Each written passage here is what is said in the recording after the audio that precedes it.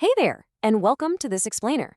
Today, we're going to unpack the critical, literally life-saving mechanics behind quality risk management, or QRM, in pharmaceutical manufacturing. If you've ever taken a medication, you've relied on the invisible safety net we're about to explore. We're going to look at exactly how the industry uses rigorous science and mathematics to prevent disasters before they ever even happen. Let's start with a pretty stark reality. Complex manufacturing, it inherently introduces variability. There's just no way around it. But in the pharma world, failing to proactively manage that variability isn't just a bad business day. It directly threatens human lives. Patients depend on consistently safe and effective medicines. When those systems fail, the consequences can be catastrophic. And that's exactly why regulators like the FDA and EMA demand a highly proactive approach. So here is our roadmap for today's explainer. We'll kick things off with the high stakes of pharma risk, move right through the core principles and the life cycle process of QRM, and then we'll open up the toolkit to look at the actual math behind it all. Finally, we'll wrap up by seeing how this plays out on the real-world manufacturing floor, along with some common compliance pitfalls you definitely want to avoid. All right, let's jump right into Section 1, the high stakes of pharma risk, where patient safety is on the line. This brilliant quote from the global QRM standard, ICH-Q9R1, pretty much anchors everything we're about to talk about today. It states by protecting the patient, by managing the risk to quality, has to be of prime importance. And this isn't just some nice theoretical idea. QRM isn't about generating mountains of paperwork or just taking boxes for an auditor. It's a proactive shield. It literally shifts the entire industry from just reacting to problems to actually preventing harm before a drug ever reaches a patient's hands. Now, what's really interesting here is the stark contrast between formal and informal QRM. You see, you don't actually need a massive cross-functional task force for every single minor decision. Formal QRM uses complex tools like FMEA for your really critical quality decisions, yielding comprehensive reports. Informal QRM, on the other hand, relies heavily on experience for day-to-day operational choices. But here's the absolute main takeaway. Whether you go formal or informal, your decisions must always be science-based, documented, and completely proportionate to the actual level of risk.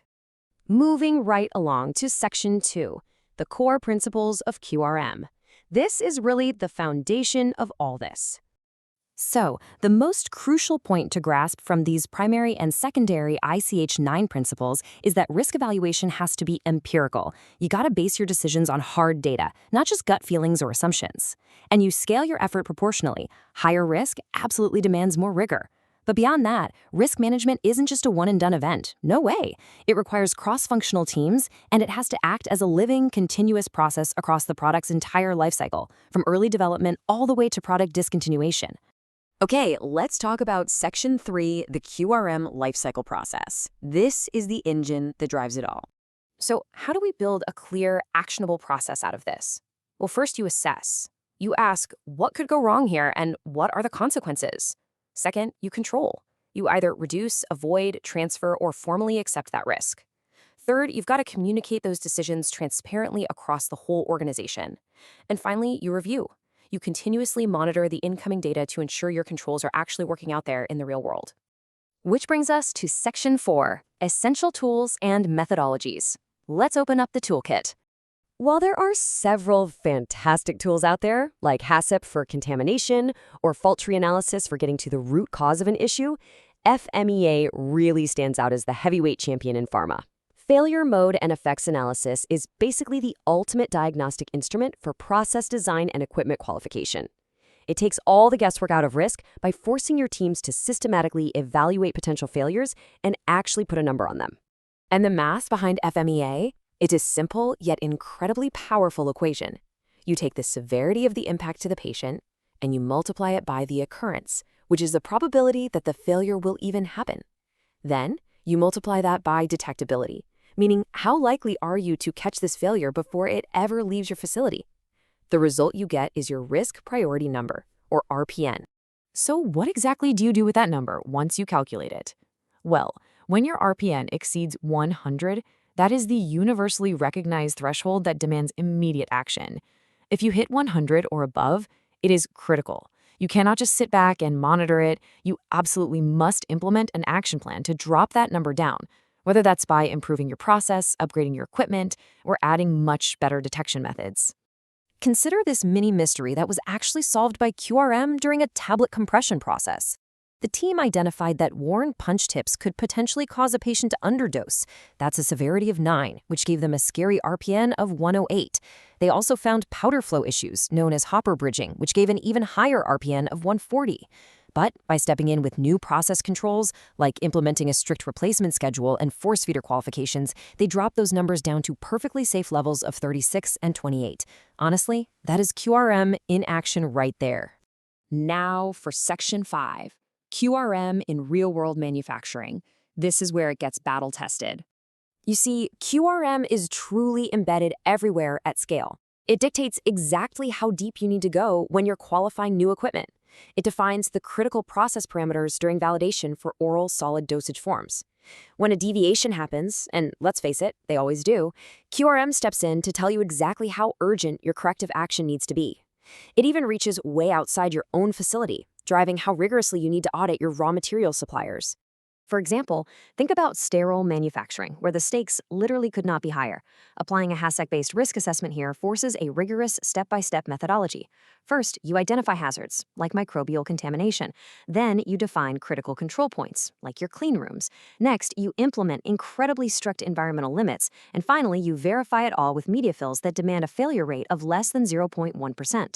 This is exactly how you achieve compliance with super strict guidelines like Annex 1. And why does this all matter?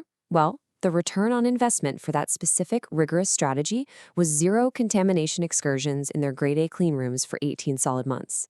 In fact, regulators actually cited this very facility as a best practice example.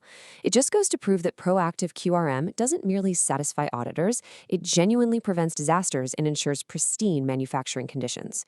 All right, bringing us to our final section, Section 6, Compliance and Common Pitfalls. Let's talk about the regulatory reality. What's really fascinating here is that regulators themselves use QRM to decide who they're going to inspect. Think about it. They simply don't have the resources to inspect everyone equally. So they strategically target facilities producing high-risk drugs, like sterile biologics, or sites that have a recent history of quality failures and recalls.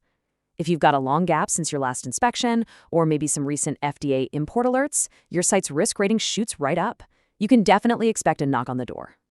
Knowing this, one company actually treated an upcoming unannounced inspection like a high-stakes military campaign. 6 months out, they ran an FMEA across 28 distinct GMP areas. They pinpointed 4 critical gaps and laser-focused all their resources right there. After running a mock inspection, they prepared a really solid QRM narrative for the inspectors. And the result? 0 critical observations on the actual inspection day. Their risk system gave them total, unshakable compliance confidence. However, it definitely doesn't always go that smoothly. Inspections frequently uncover some pretty major pitfalls. The absolute biggest issue we see is treating QRM as a static tick-box exercise rather than a living, breathing system. If your risk assessments are just siloed away in the quality assurance department with 0 input from engineering or manufacturing, they are incomplete, period. And if you file an assessment away in a drawer and never update it after a process change or a deviation, well, your QRM system is effectively dead. But here is perhaps the most dangerous trap of all: blind obedience to the math. Listen, if a hazard has a severity of 10, meaning a potential fatality or catastrophic patient harm, you must take action. You have to. It doesn't matter how low the total RPN score is because of low occurrence. RPN is a fantastic tool, yes, but it is never a substitute for expert critical human thinking. Ultimately, what regulators are looking for is true scientific rigor that protects patients. It is about your company's culture just as much as it is about the calculations, which leaves us with one vital question to really challenge how you operate moving forward. Is your QRM a continuously updated living system that actively protects your patients, or is it just paper compliance waiting to fail? Thanks so much for joining me for this explainer, and keep asking the right questions.